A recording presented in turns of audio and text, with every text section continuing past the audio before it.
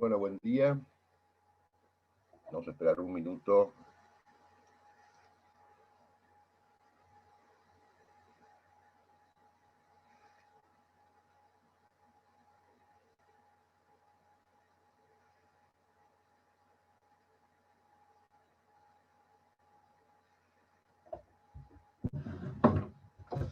Bueno, les voy a dar un pequeño trabajo práctico que va a ser para el lunes que viene, no, para el otro lunes. Hoy es 20, 21, 22, 23, para el lunes 30. No lo tienen que escribir ni me lo tienen que mandar, porque yo no creo en todo eso, porque si lo escriben lo copian de algún lado. Lamentablemente no tienen mucha posibilidad de salir a buscar información. O sea que lo van a tener que escribir, lo van a tener que armar, pero me lo van a tener que exponer verbalmente a mí frente a todos los demás, ¿no? Así que no se gasten en escribirlo, mandarlo. Lo que van a hacer es comparar las atribuciones, o sea, todo el capítulo de nuestro Poder Ejecutivo, con el capítulo del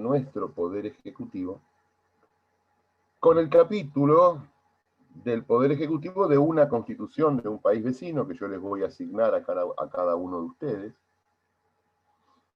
Y para poder hacer eso van a tener que leer bien a fondo, estudiar bien a fondo las atribuciones, los requisitos, las incompatibilidades, inhabilidades, requisitos, procedimientos de elección, etcétera, de nuestro Poder Ejecutivo, y compararlo con el otro Poder Ejecutivo. Pero para poder compararlo con el otro Poder Ejecutivo van a tener que leer previamente a fondo la Constitución de ese país, de que se trate, para poder tener la comprensión. No, yo les digo, bueno, van a comparar el Poder Ejecutivo Argentina con Uruguay. No tienen que ir directamente a la Constitución de Uruguay a ver el capítulo del Poder Ejecutivo. Primero, un par de lecturas amplias, después una lectura un poco más profunda de toda la Constitución del Uruguay. Y recién ahí hacer un cuadrito y comparar. Comparar requisitos, como son los requisitos nuestros y los requisitos de ellos, duración, reelección, procedimiento de elección, incompatibilidades, inhabilidades, acefalía, atribuciones ordinarias, extraordinarias. Bueno, Jacqueline Ramírez, hablando de Uruguay, a usted le va a tocar Uruguay. Ahora que el presidente estuvo ayer comiendo un asado con el presidente de Uruguay. Se come rico asado en Uruguay. Fíjense que se tomó el helicóptero, cruzó el río, fue a Colonia de Sacramento, comió el asado. Fue a pedirle básicamente, me parece bien, ¿no? Fue a pedirle al presidente de Uruguay que la República de Uruguay deje entrar a los argentinos esta temporada. Hay 7.500 formoseños con una acción de amparo porque el gobernador de Formosa no los deja entrar a su provincia. 7.500. Y igual. Bueno, Ramírez, Uruguay. Roelli, Chile. Usted le va a tocar Chile. Chile es un país que ahora está en un proceso de reforma de la Constitución. Va a tener que leer la Constitución vigente, que ha tenido muchas modificaciones, que data del 1980, todo este proceso de reforma. A todos incorporen también el tema del proceso de reforma para tener una referencia. Amaya.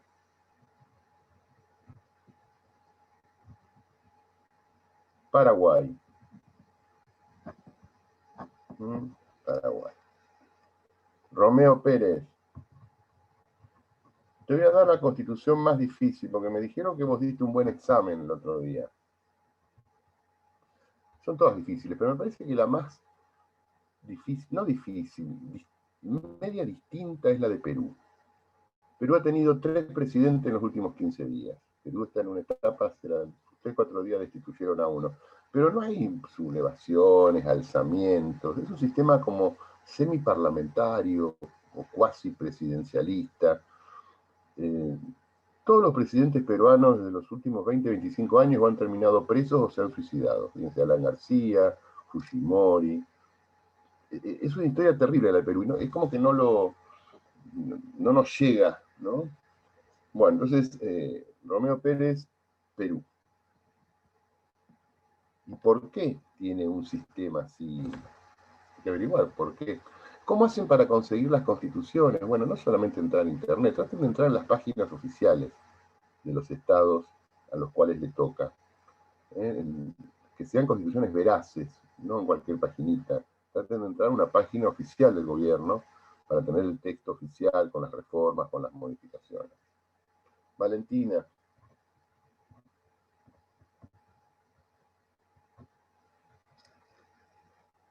Valentina, Perú, Brasil. Brasil es un estado federal, un presidente muy parecido al nuestro en cuanto a sus atribuciones. También con reformas constitucionales. Y hay mucha documentación para buscar de Brasil. Vicente.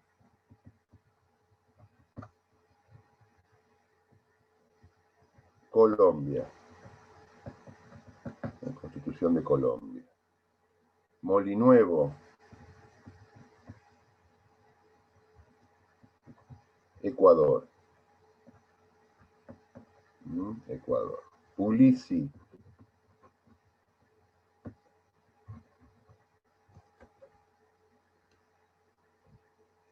Venezuela. Otro gran conflicto, otro país conflictivo, Venezuela. Di Massa.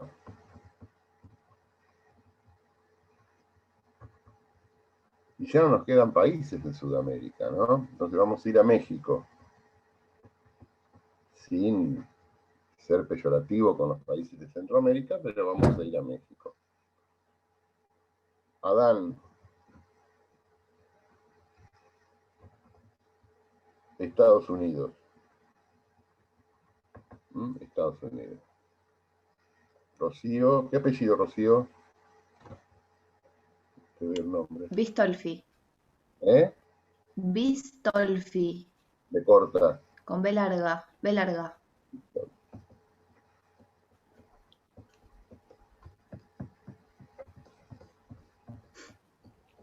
Cuba. Bien. Cuba. Y falta uno, porque eran 12, pero bueno, que se comunique conmigo. Creo que es Reynoso Carolina, ¿no? O si ustedes la ven,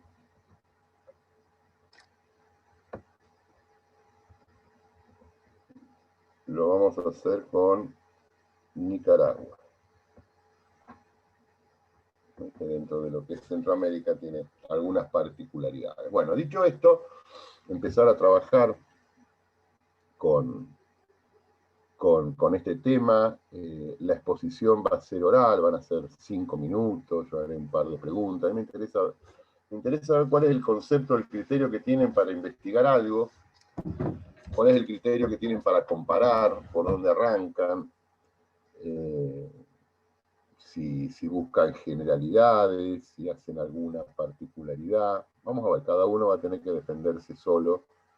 Lo que yo estoy evaluando es no solamente lo que hicieron, sino algunas otras formas, ¿no? Cómo se expresan, qué orden u organización le dan a la charla que van a tener que mantener, que no solamente la van a tener que mantener conmigo, van a escuchar todos los demás, ¿no? Y vamos a poder ir intercambiando algunas ideas. Bueno, volvemos a nuestro país.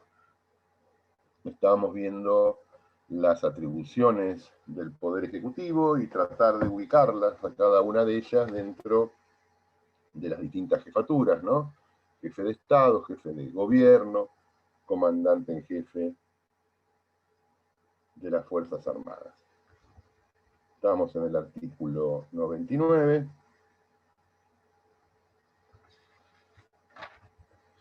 Y habíamos hablado, bueno, del inciso 1, que es el de la reglamentación de las leyes, que es una... Perdón, el inciso 1, que es cuando dice que es el jefe supremo, jefe de gobierno y responsable político, que en ese inciso el presidente actúa como jefe de Estado y jefe de gobierno.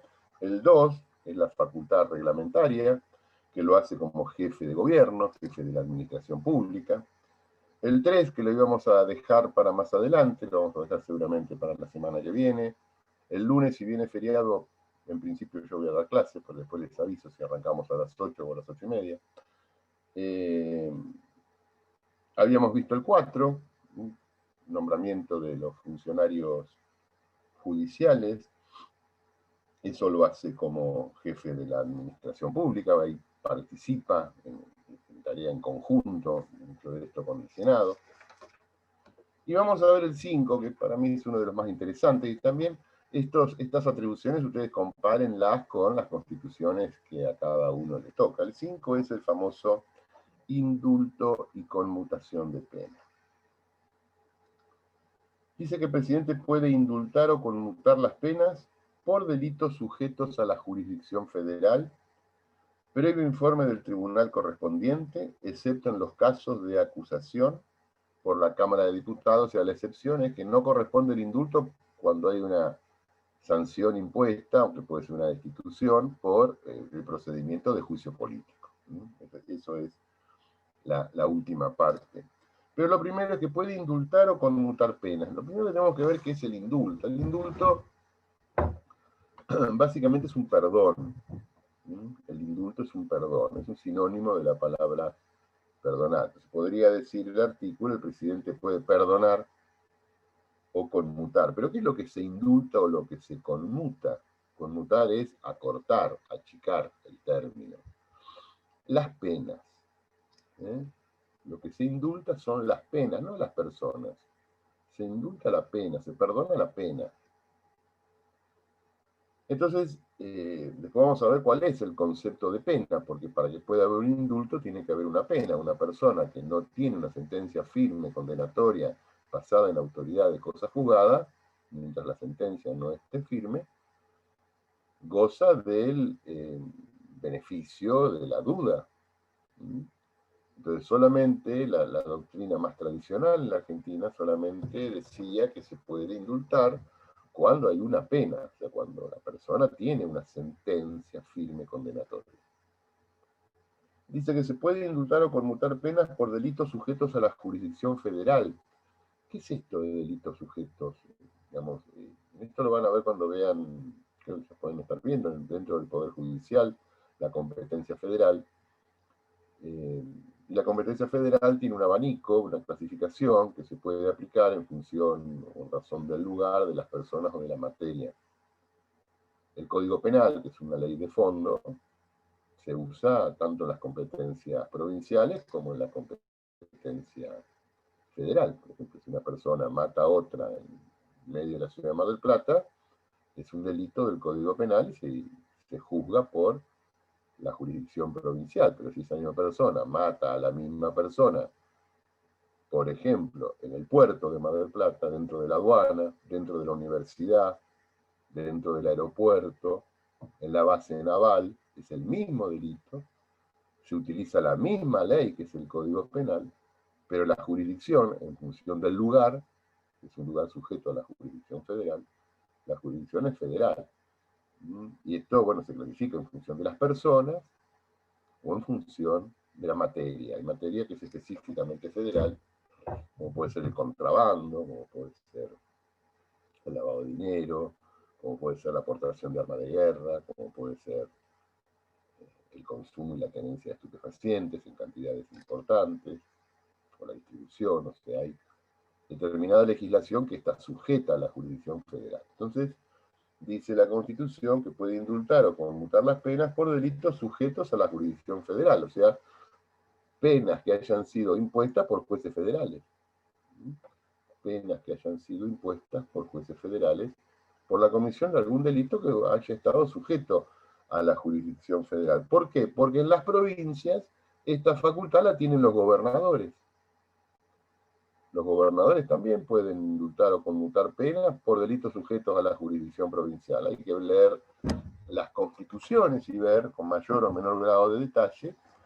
Todas las constituciones le conceden esto, que es una facultad muy extraordinaria. Ahora, ¿de dónde viene esto?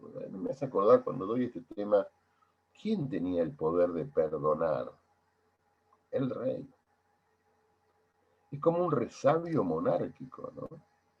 es como un resabio que le queda al presidente, que si bien no puede intervenir durante el proceso, porque no forma parte del Poder Judicial, ni puede inmiscuirse en ese proceso, una vez que haya una sentencia firme puede venir a perdonarla.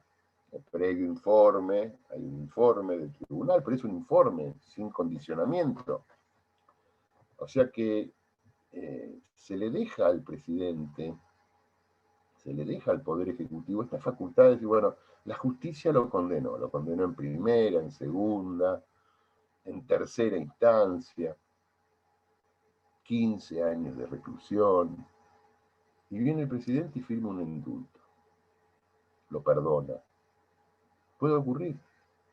Sí que puede ocurrir. Pero bueno, el presidente deberá hacerse cargo del costo político de todo esto, pero lo puede hacer. ¿Por dónde le puedo encontrar yo alguna justificación? Por el lado del error judicial. El error judicial es importante en todos lados y en Argentina también. El error judicial es importante. Habitualmente salen casos, hace poco salió uno que estuvo como 15 años preso y era inocente. Quiere estar 15 años preso siendo inocente. Y hay mucha bibliografía sobre este tema, entonces el indulto podría venir a corregir esto si es que la justicia en sus varias instancias no lo vio. Pero bueno, existe el error judicial o una decisión política. Supongamos que mañana el presidente quiere indultarlo a Udú. Lo puede hacer, por más que tenga prisión domiciliaria, tiene una pena firme, sí lo puede hacer. O a Juan Pérez, que robó un kiosco de cigarrillo dentro del aeropuerto de Mar del Plata, delito sujeto a la jurisdicción federal, porque según el territorio ese ámbito era federal. ¿Lo puede indultar? Sí lo puede. El indulto es entonces el perdón. La conmutación es el acortamiento. El acortamiento. Vos tenés 15 años, el presidente te conmuta un tercio. Bueno, ya cumpliste 5, te conmuta un tercio. De los 10 que te faltaba, te quedan 5. Esto ocurre, es muy habitual, no nos damos cuenta, pero ocurre, por lo general ocurre para fin de año, tanto a nivel federal como a nivel de las provincias. Era muy habitual la costumbre en Argentina de conmutar las penas para las fiestas, cosa de que un par de meses antes de las fiestas venían decretos que se conmutaba a fulano, porque el decreto del indulto y de la conmutación es específico, hay que nombrar la persona, se conmuta o se conmuta la pena de Juan Pérez, bla, bla, bla, expediente tal que cumple prisiones. Es muy específico, entonces conmutada la pena porque entraba dentro de los beneficios de la excarcelación. Y ocurría en Argentina y sigue ocurriendo, más que nada en las provincias paternalistas del norte, ¿no? Donde como gracia del gobernador para fin de año se conmuta las penas y la gente sale de la cárcel a festejar con la familia. Paralelamente existe en nuestra legislación constitucional otra institución que es la amnistía general. Esta ya está dentro de las atribuciones del Poder Legislativo, pero conviene, fíjense a ver en qué inciso está, conviene estudiarla en conjunto. Cuando dice, no me acuerdo qué inciso, búsquenlo, que corresponde al Congreso conceder amnistías generales.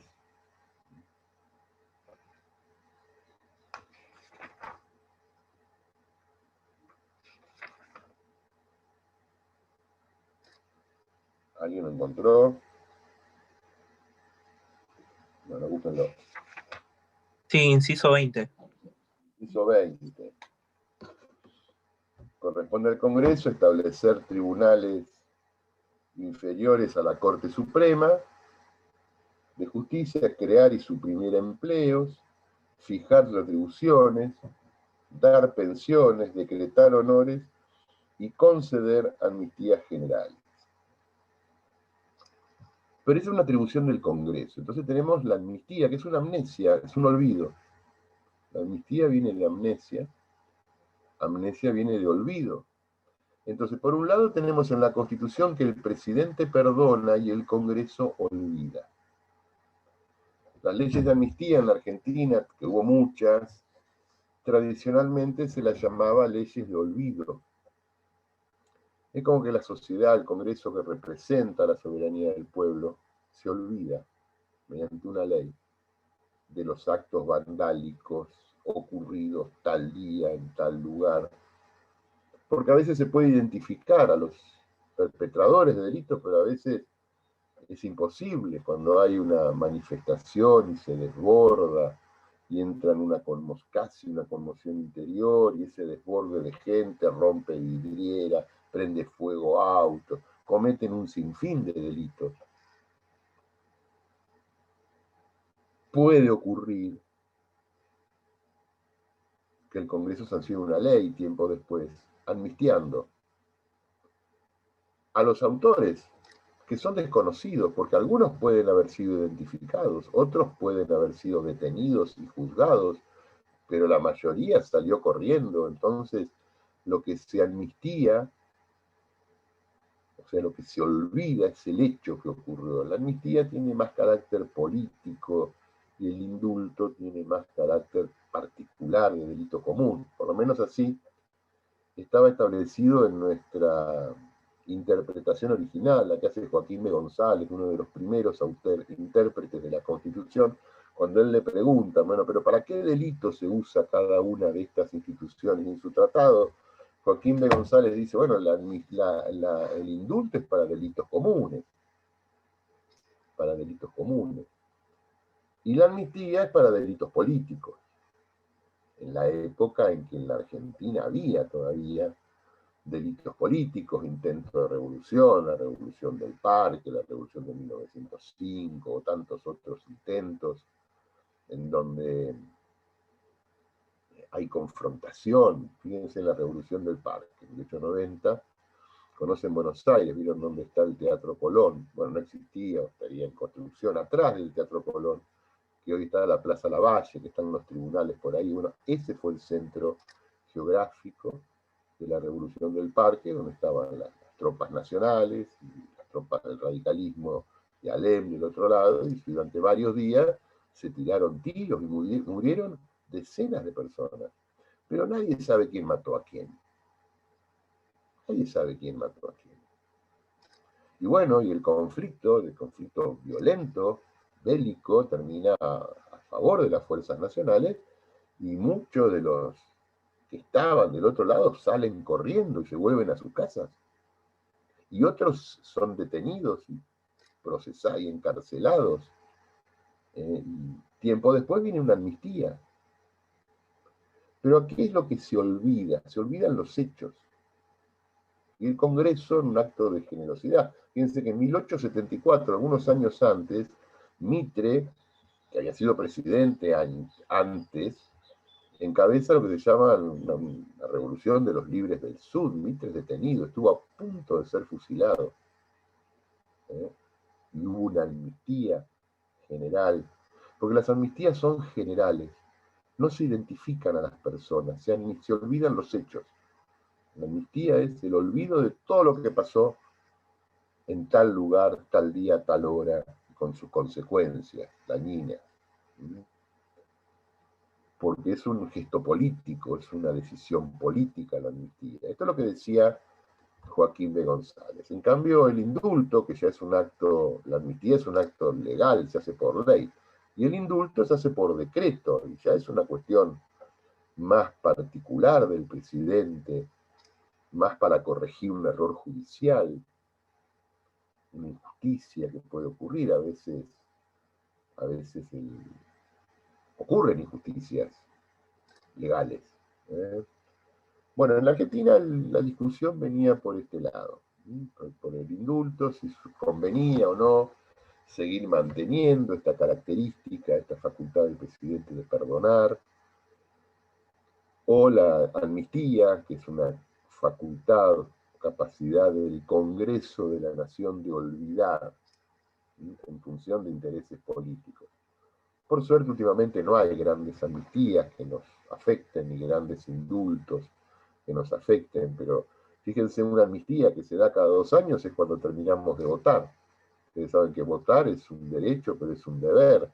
Y dentro de los delitos electorales, no concurrir dentro de las características de nuestro código electoral, no concurrir a votar es un delito. Técnicamente, el que no vota no podría, hasta que no se hace ese proceso, no podría renovar el pasaporte, renovar el DNI, estaría inhabilitado hasta para casarse. En algún momento caían esas inhabilitaciones. Yo recuerdo cuando empecé a trabajar hace muchos años que a la gente le tenía que acreditar su voto para concurrir a las oficinas públicas, cuando recién arranca otra vez el tema de las elecciones en la Argentina, a partir de 1983, y después esto va decayendo, y hoy, si no vas a votar, ¿qué pasa?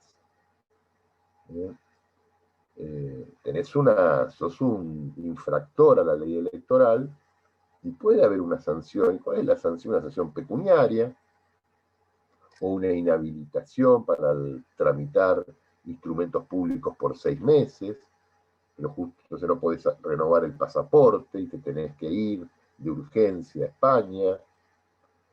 Entonces, ¿qué pasa? ¿Qué hace el Congreso habitualmente o las legislaturas provinciales? Sacan una ley general de amnistía electoral. Bueno, todos los que se amnistía la infracción del artículo tal, inciso tal y tal del Código Electoral a todos aquellos ciudadanos que no hayan cumplido con sus obligaciones en las elecciones nacionales de fecha tal y tal. Punto. Entonces, como que se amnistió. Pero no se puede identificar a todos. Imagínense lo que sería un decreto identificando a los miles y miles y miles de personas que por H o por B, que aparte no sabéis si estaban exceptuadas, no estaban exceptuadas, etc. Entonces se hace una amnistía general a todos los ciudadanos que de una u otra manera cometieron esa infracción electoral, se los amnistía, sin preguntar si fue a uno, a otro o a otro. Y entonces aparecen esas amnistías generales cada tanto desde el punto de vista electoral. Pero volvamos al indulto. Esta es una facultad, la amnistía del Congreso, que se hace por ley, porque se entiende que ahí la soberanía popular que reside en el Congreso tiene la capacidad política de interpretar ciertos hechos y poder amnistiarlos. Si esto fuera así, que si fuera tan simple como yo lo digo, que los delitos políticos pueden ser amnistiados y los delitos comunes pueden ser indultados, las cosas serían muy simples, pero esto no es siempre fue así, porque muchas veces el Poder Ejecutivo avanza no solamente sobre indultos de tipo por la comisión de delitos comunes, sino a veces indultos como el que hizo Menem en 1992 por la comisión de delitos de lesa humanidad, donde fueron indultados los genocidas de la dictadura militar. Y después, bueno, el Congreso viene a corregir, el Congreso con el propio Menem de senador viene a corregir, declarar inconstitucional los decretos. Lo cierto es que siempre fue un tema de debate profundo, más que nada desde el punto de vista de la teoría. ¿Cuáles son los efectos? Bueno, cuando hay un indulto, se perdona la pena. O sea que la persona indultada, si vuelve a cometer un delito, es reincidente. Si la persona es indultada, lo que se borra es la pena. En cambio, en la amnistía se borra la pena y se borra la acción. Si una persona amnistiada vuelve a cometer un delito, como si lo hubiera hecho por primera vez, no es reincidente, porque en la amnistía se borró la acción, que es la capacidad persecutoria del Estado. No ocurrió. Eso que se amnistía no ocurrió. Por lo tanto, si no ocurrió, y yo vuelvo a cometer otro tipo de delito, no soy reincidente de algo que no ocurrió en primera oportunidad. Entonces la amnistía borra la pena, si hubiera, y borra la acción. En cambio, el indulto borra solamente la pena.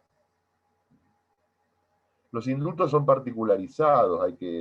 En el indulto el presidente tiene que detallar el nombre, apellido y documento de la persona que va a ser indultada, la causa, el expediente, y tiene que pedir previo informe del tribunal. Es un informe, una cuestión informativa, pero por más que el informe sea negativo del tribunal que lo juzgó, el presidente puede obviarlo, solamente tiene que pedirlo como formalidad, pero puede obviarlo. Ha habido indultos, digamos, la discusión del 92, yo me acuerdo que estaba dando clase en el 92 y se genera toda esta discusión en la Argentina sobre estos indultos, que fines del 91, principios del 92, que el presidente Menem iba a hacer. Indultaron a Videla en la Argentina. Y se dio, por supuesto, la Facultad de Derecho es un ámbito, una caja de resonancia de todo esto. Y hubo debates, y había gente que estaba a favor en la facultad, alumnos y docentes que estaban a favor, y había alumnos y docentes que estaban en contra, y se hacían interesantes debates en las aulas. ¿Y cuál es el argumento? Porque el problema que había en esos indultos, en todos, es que estos militares indultados no tenían sentencia firme. Estaban todavía en el medio de la instrucción judicial. Y decíamos que no se podía indultar porque no había pena que pudiera ser perdonada. Porque mientras la persona está inmerso en el proceso y mientras no haya una sentencia absolutoria o condenatoria, la persona goza de la presunción de inocencia y yo no puedo perdonar a un inocente. En la Argentina se perdonó a procesados. Fue terrible esos debates, digamos. Esa época fue muy dolorosa. Fue muy dolorosa. Después se corrigió en parte, pero inclusive esos decretos hasta eran cómicos porque hubo varias tandas. En una el presidente Menem estaba de licencia y lo firma el vicepresidente Duhalde. Duhalde firmó indultos. Indultaron a 2 personas que estaban muertas. Ni tuvieron la delicadeza de corregir la lista. Perdonaron a 2 personas que estaban muertas, procesadas, ni siquiera con sentencia condenatoria. Me tocó dar algunas charlas en la facultad y en otros ámbitos. Y cuando se discutía el tema de los procesos, si se podía indultar a procesado, y búsquenlo en la bibliografía porque es muy interesante. Yo me acuerdo de una vuelta nos despertamos y la editorial de La Nación, estoy hablando de 1992, no había medios digitales, había que leer los diarios, la editorial del diario La Nación decía, que estaba a favor de los indultos en ese momento, el diario La Nación estaba a favor de los indultos, decía que tanto Irigoyen como Perón, esto para generar un abanico amplio, habían indultado a procesados. ¿Por qué Menem no podía hacerlo? Bueno, sí es verdad, Irigoyen y Perón indultaban a procesados. Les voy a contar los casos. El de Irigoyen ocurre en su primera presidencia. Yo no me acuerdo el imputado, seguramente sería un amigo, o un militante, un puntero, o un cacique radical que tendría algún comité en la Buenos Aires en 1917, o que andaría mal, porque lo cierto es que esta persona, no me acuerdo si es Ibáñez, Fernández, bueno, esta persona se roba un almacén. Búsquenlo, esto está en la bibliografía, debe estar, yo esto siempre lo estudié por González Calderón, el tipo se roba un almacén. Y roba y está, y aparte González Calderón, que era un opositor a Irigoyen en aquel momento, lo trató de todo. Se robó 2 o 3 pares de medias, robó aceite. En aquellos momentos los almacenes vendían la mercadería granel, o sea, bolsas de harina o bolsas de arroz, no se vendía en caja. El packaging es una cosa más moderna. Si uno quería comprar poroto, arveja, lenteja, iban a los almacenes y se ponían una bolsa. El tipo robó.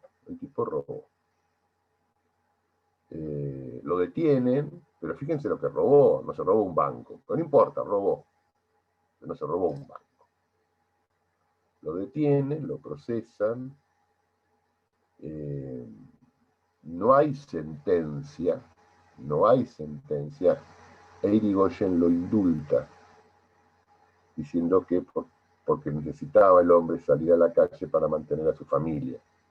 Y de alguna manera quiso dar a entender que había sido una especie de hurto famélico. El hurto famélico es aquel que roba para comer. No sé, historias de hace 100 años.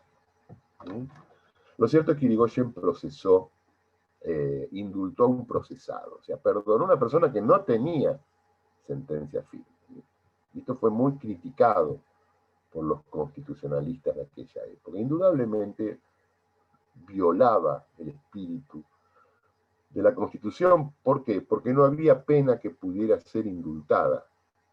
De alguna manera sí decía, bueno, el indulto sirve para estas cosas, por ahí fue muy excesivo, iba a ser muy excesiva la condena, por ahí el hombre no conseguía trabajo y robó para comer, bueno, pero lo cierto es que el indultado no tenía pena. Años después, 1951,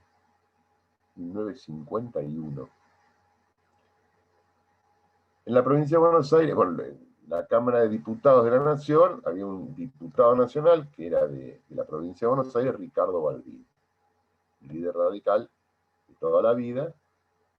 Es el famoso Balbín, que si ustedes habrán estudiado historia, lo despide a Perón en su lecho de muerte, pero bueno, eran acérrimos enemigos.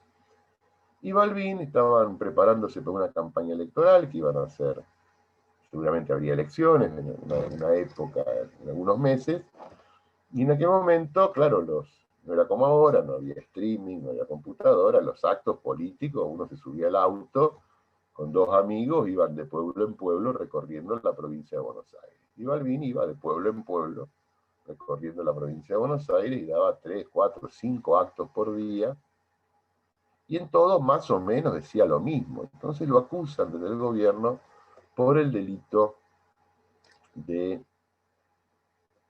no era injuria, desacato. ¿Qué es el desacato? Porque, claro, las autoridades de los pueblos, cuando el comité radical pedía autorización para hacer un acto, le decían que no. Y esto lo hacían igual, inclusive acá en Mar del Plata. El desacato es no hacerle caso a la autoridad. Cuando yo me acuerdo que tenía la edad de ustedes, un poco más joven, iba caminando y te paraba un policía y te decía alto, documentos. Si vos le dabas el documento, perfecto. Si vos salías corriendo, era el desacato, porque no le hacías caso a la autoridad. El desacatado era el que no le hacía caso a la autoridad. Bueno, entonces a Balbín le meten denuncias penales en todos los pueblos durante una semana entera, y era diputado nacional. Le meten denuncias por desacato hasta que un juez lo manda a arrestar y lo meten preso.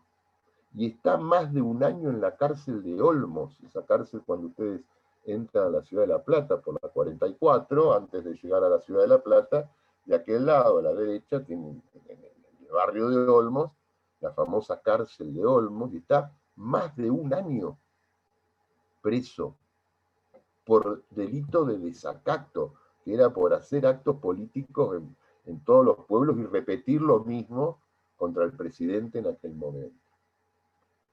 Se acercaban las elecciones del 52 y le dicen a Perón, que iba por la reelección, que no podía tener al jefe de la oposición preso. Es como que digamos, que hoy el presidente Fernández tenga presa a Lilita Carrió, más o menos. Bueno, en aquel momento Balbín representaba eso. No había televisión, las cosas eran por radio o por diario. Balbín representaba eso en la provincia de Buenos Aires, el opositor. Balbín ya tenía una condena de primera instancia y había apelado, no estaba firme, y había apelado la condena a la Cámara de Apelaciones Penales de La Plata. Y en el medio de la apelación, el presidente Perón emite un decreto de indulto. Y Balbín sale libre. 1951. Fíjense que 40 años después, en el 92, quisieron justificar desde el punto de vista mediático y algunos hasta con línea argumental que tanto los presidentes que representaban de alguna manera la mayoría de la representación política en 1992, Partido Peronista, Partido Radical, que tanto Perón como Irigoyen habían hecho lo mismo que iba a hacer Menem. Cuando profundizamos en los indultos, que tuvieron mal seguramente, de Irigoyen a procesados por robar una despensa, y de Perón a Balbín por el delito de desacato, y lo comparamos con los indultos a procesados que hizo Menem por violaciones sistemáticas a los derechos humanos, desaparición, sustracción de menores, homicidios, no hay punto de comparación. Por lo menos desde mi punto de vista, no hay punto de comparación. Pero en la Argentina de los 90 se los comparaba. Y ahí quedó toda esta cuestión de que era necesario avanzar.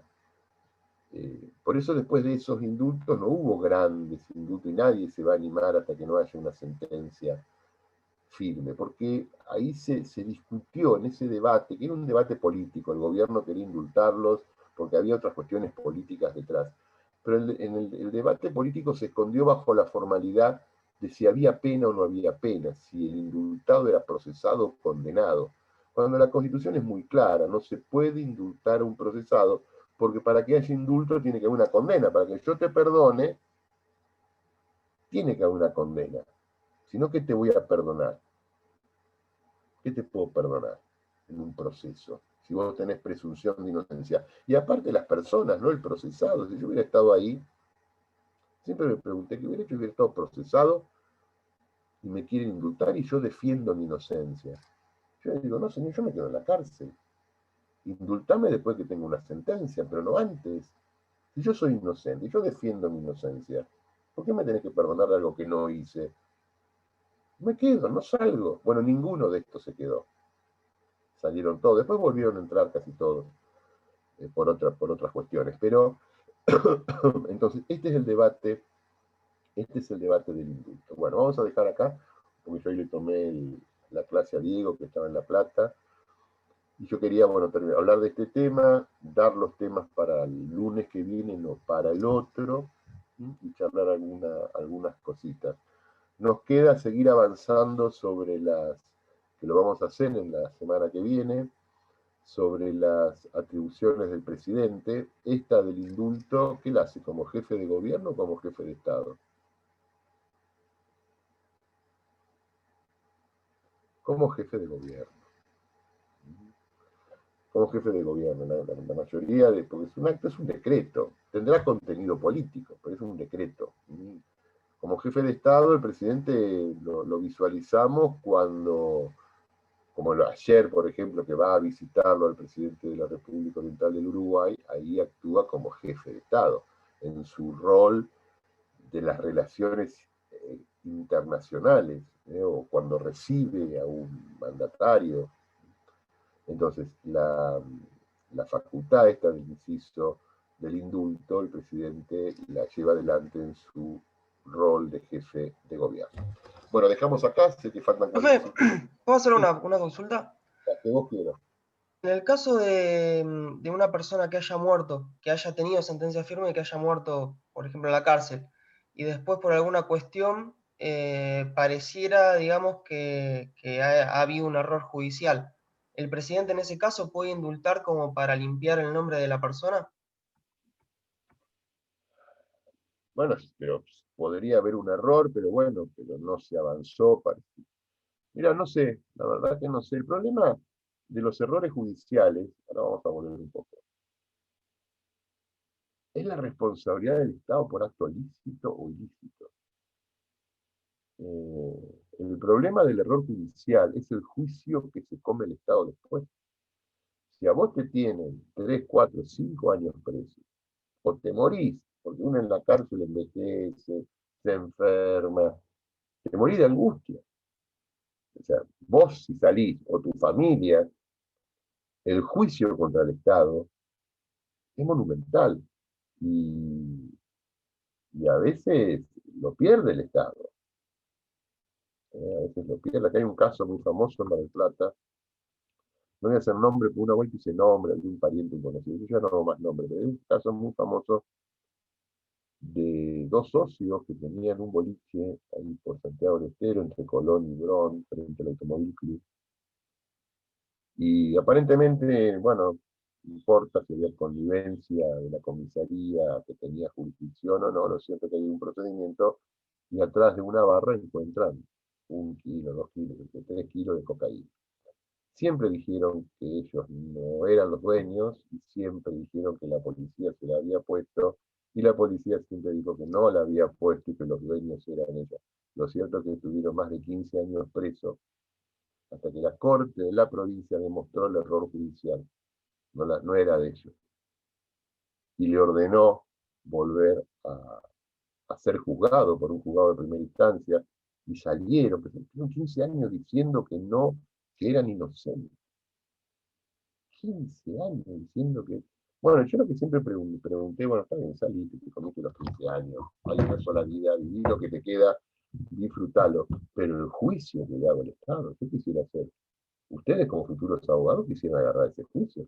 Primero por una cuestión importante, ¿no? Defender la justicia, y después porque los honorarios deben ser monstruosos, así que hay juicios contra el Estado. Ahora, ¿qué pasa?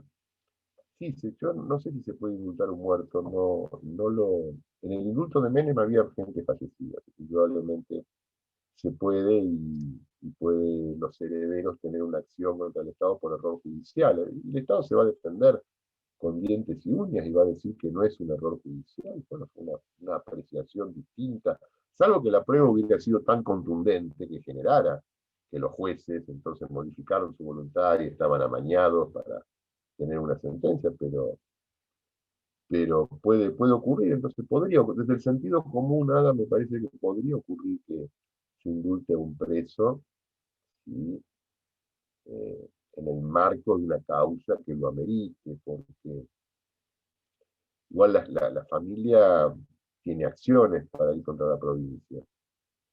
Muchas veces, a veces los juicios no terminan y se alargan, se alargan, se alargan porque se ve el error judicial y mientras haya proceso no hay reclamo contra el Estado. Y entonces, si en el medio del proceso te dan la libertad condicional o la excarcelación, y bueno, medio que las cosas a veces se incuban, ¿no? Y estuviste 5 años preso y después te dieron la libertad condicional y el juicio dura 15 años, y a veces te ganan por cansancio. Pero el Estado originariamente no respondía, y ustedes lo van a ver en derecho administrativo, cómo fue avanzando la responsabilidad civil del Estado. A veces, originariamente el Estado no respondía. Después empezó a responder con cambios jurisprudenciales, empezó a responder por los actos ilícitos, porque a veces el Estado comete actos ilícitos, errores, equivocaciones, malos fallos, malas decisiones implementadas en actos administrativos. Por el acto ilícito del Estado puede generar daño. Y ahora últimamente, que es la gran avance, la gran discusión, la responsabilidad del Estado también por acto ilícito. O sea que el Estado cumpliendo sus funciones puede generar daño. Cumpliendo sus funciones puede generar daño.